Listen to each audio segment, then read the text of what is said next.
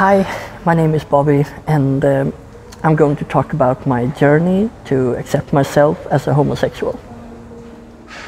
Hello, my name is Oliver and I'm a trans guy who makes videos about LGBTQIA+ people where they get to talk about anything that they want that somehow relates to them being queer. In this video, we're going to get to know Bobby. My name is Bobby Kikumu. I'm 41 years old. I work at the animal rights organization in Sweden, and on my spare time I like to write. I've written a book. Today I identify as a homosexual, but for a very long time I identified as a heterosexual. And it's this story of going from identifying as heterosexual to accepting himself as a gay person that he has chosen to share with you today.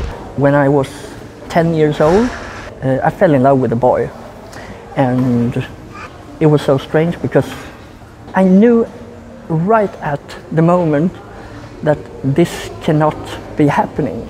This is forbidden in my suburb and in my village and in my family and the church and everything. I grew up with a family that went to church. So I know instantly that this is wrong, but it felt so right.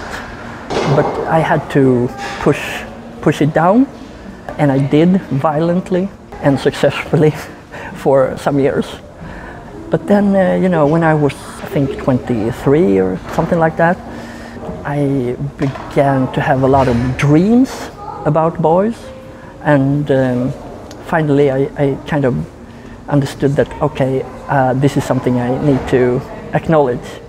So then I began to identify as a bisexual, because you couldn't go straight to homosexual in my world.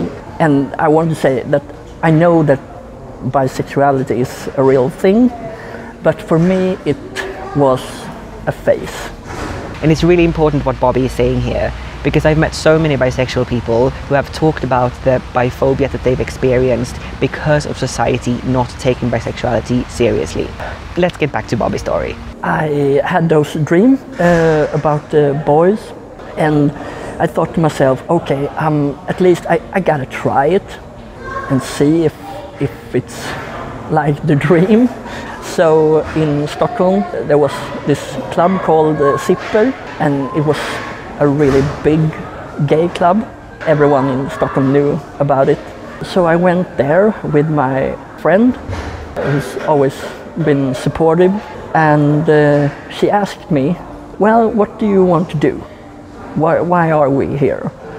And I immediately said, well, I want to pick up boys. And then I did. I was at the dance floor and I met a guy on the dance floor and we kissed. And then I kissed several other boys, but that it was a great night. I think that was the first step to really accept who I am, but it took a lot of years after that as well. It wasn't until pretty recently that he was ready to share his truth with the world. Actually, 2 years ago, I had summoned courage and experience in life and acceptable friends and environment, and then I came out as a homosexual, and that was, oh man, that was so big, because it felt like I took the bag of stones on my shoulders and I just put it on the ground and felt free. And I said to myself, it's okay not to like girls. And now he can look back at his life when he lived as a straight person with a bit of a distance. It's almost like a brainwash, because everyone around you is just taking it for granted. Bobby, you are a boy, therefore you have to like girls. And when everything and everyone around you tells you that, you start to believe it yourself. So today I'm not really sure.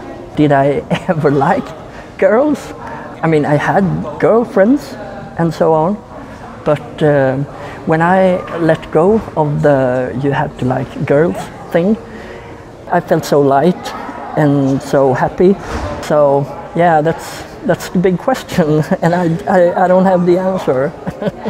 So what's it like now, a few years after he's come out? It was like, you know, when you run like a marathon or really long on the track, and then you stop. You know that feeling when you just, okay, I don't have to try anymore. This is just who I am, and whoever I meet have to just accept it. There's another thing that Bobby would like to mention.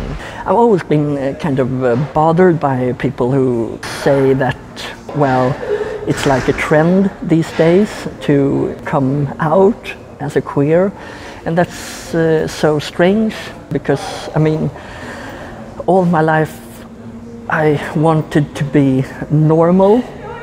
Now I'm grown up, so I realized that that's not even a thing. But all I wanted to be was that thing, but I wasn't, so I couldn't. So of course it's not a trend. I don't know why that. I mean, it has to be because they feel threatened of some sort, and that is so strange because, I mean, the whole queer community is about love. Bobby also has some tips for you if you are trying to figure out or becoming comfortable in your sexual orientation. I think it's good to, you know, look for the clubs, because nowadays there are a lot of clubs, and if it's not a queer club where you live, then just move to the next town that has it, because it helps a lot to just be in a place where this is not wrong. Actually, it's just love. I think that's the key word here, love. So that's my number one tip, I think. Lastly, this is how it felt for Bobby to share his story. It's kind of strange when you try to summarize it, because, I mean, when I talk about it now, I have a distance to the whole journey, and I feel happy and free. But I mean, it has been a real struggle.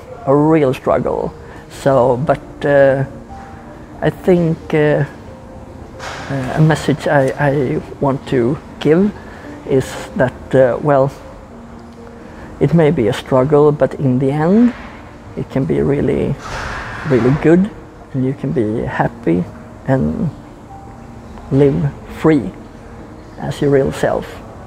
I think that's important.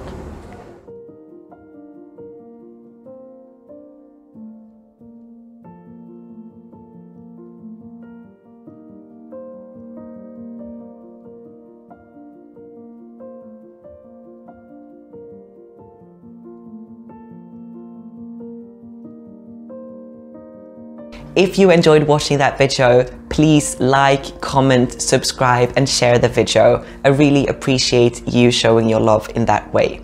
If you also want to support the channel financially, that's possible via Patreon, but really no pressure. See you next time.